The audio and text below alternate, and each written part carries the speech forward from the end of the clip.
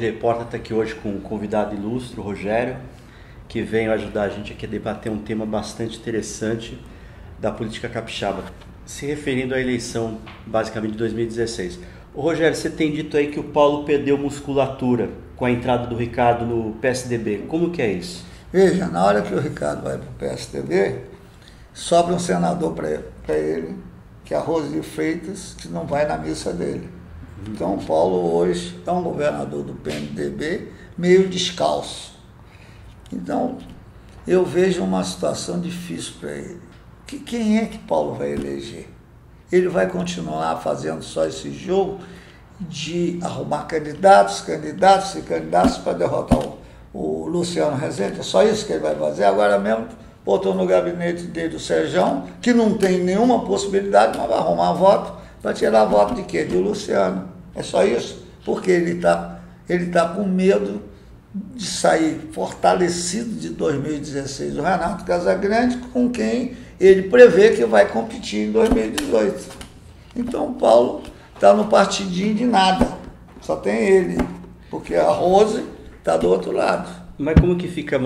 Você acha que está muito concentrado em Vitória essa questão do Paulo de querer derrotar especificamente o Luciano e o resto? Não, veja, o Paulo está preocupado com isso, ele é um bom estrategista.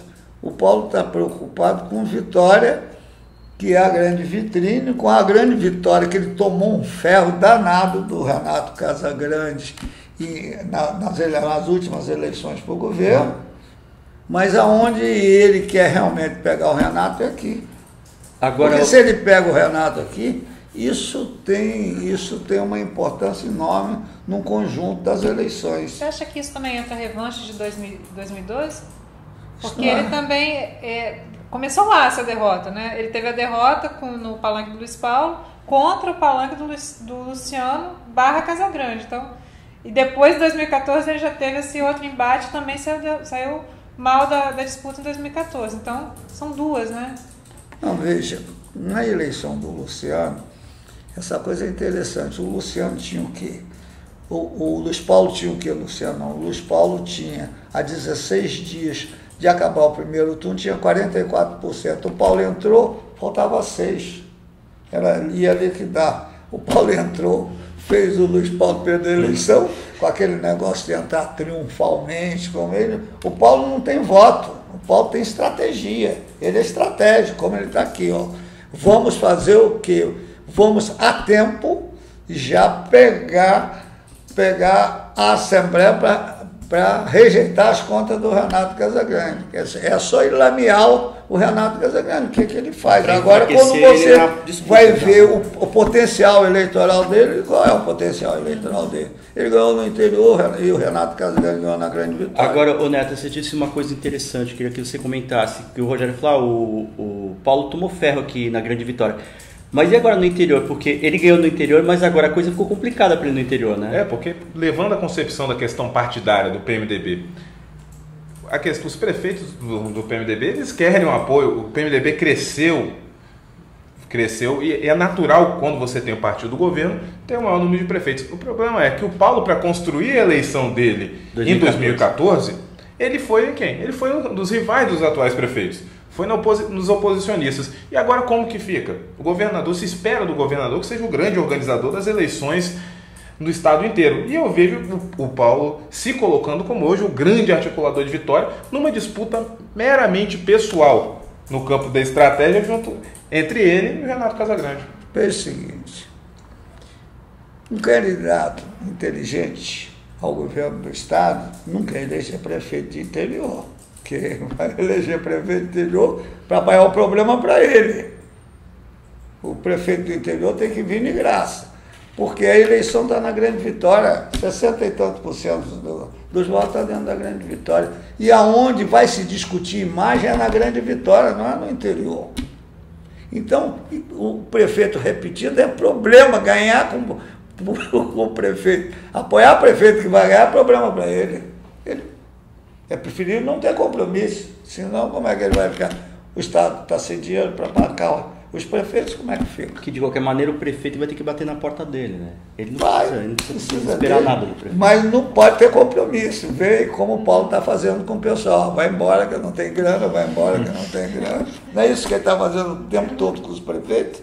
Agora, se ele vai lá, banca o prefeito, ele tem compromisso. O Paulo vai Agora, Rogério, essa mudança que a gente teve no cenário com a entrada do Ricardo no PSDB, ela também muda todo o jogo para 2018, né? Porque o que a gente tinha aqui, pelo menos o que a gente vinha desenhando para essa disputa de 2018, o Paulo não diz se vai ser candidato à reeleição, mas também não diz se vai disputar o Senado. Então ele tinha essa vantagem de duas portas abertas, né? Que então ficava aquela dúvida, posso ser candidato a governador de novo, posso ir para o Senado.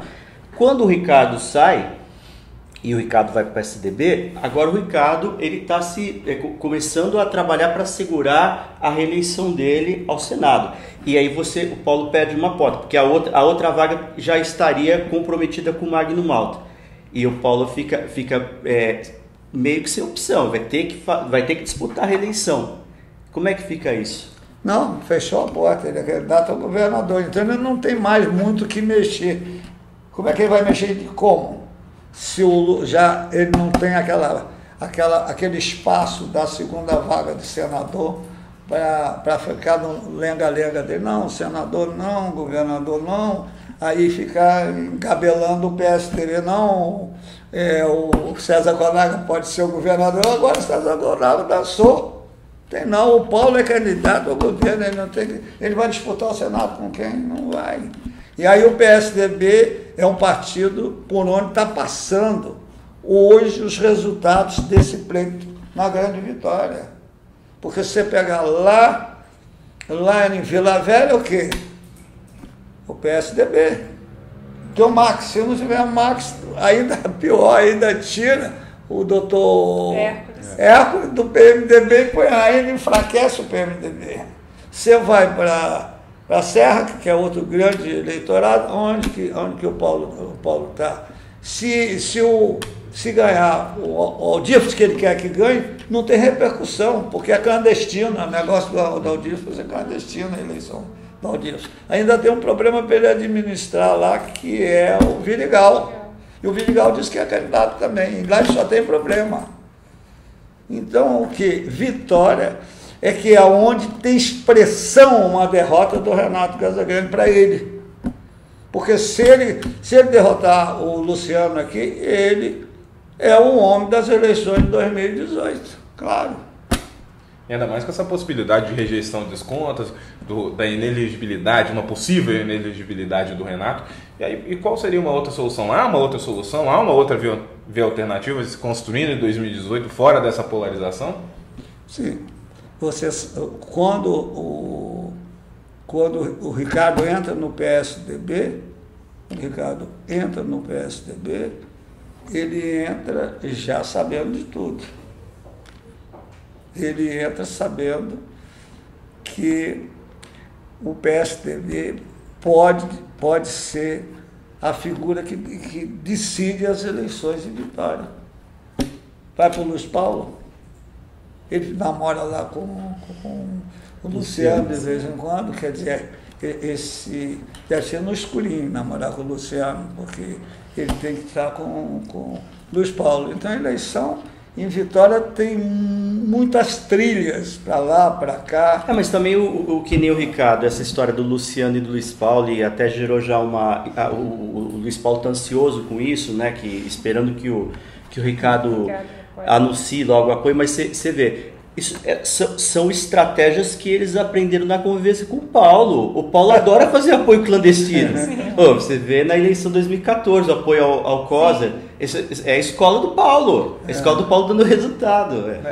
Essa é uma eleição das criaturas dele. Se a gente for analisar, todos os personagens saíram do grupo do Paulo. É unanimidade repetida, só que agora cada um também está buscando o seu espaço. Enquanto o Paulo fica no Olimpo ali da unanimidade política aqui, porque por hora a gente não consegue. Se a gente imaginava antigamente alguma fila ou algum ordenamento ali, agora bagunçou tudo, né? Mas agora a Renata até escreveu isso na matéria, repercutindo algumas colocações que o Aécio fez sobre a ida do Ricardo para o PSDB, que é até interessante, que o Aécio também ele põe em dúvida, né? Porque ele fala assim, bom, o futuro do Ricardo, ele não entrou exigindo nada, né? Então ele coloca aquela condição também, ele colocando que o Ricardo está pronto para ser candidato a qualquer cargo majoritário. Então ele também põe essa dúvida já, dizendo assim, o PSDB pode ter candidato também ao governo, por que não? Que isso é uma coisa interessante também, uma coisa que se o Paulo, como a gente aqui concordou, como o Paulo ficou só com uma saída para 2018, que seria a reeleição, essa é uma situação um tanto incômoda, Paulo, porque a gente sempre falou isso aqui, que essa decisão de ir para o Senado ou tentar a reeleição dependeria muito do resultado do governo dele. Que o Paulo poderia falar, porra, tentar a reeleição vai ser suicídio político, né? Vai ser ruim para mim. E aí teria a outra saída. Zeca, a gente tem que observar que assim, o cenário nacional ele vai pressionar o cenário estadual e municipal, né? Vai influenciar tanto na eleição de 2016 quanto no processo eleitoral de 2018. E a gente tem 2 partidos aí que têm projetos de poder muito claros. O PSDB vai provavelmente insistir na candidatura de Aécio Neves, né, a presidente em 2018.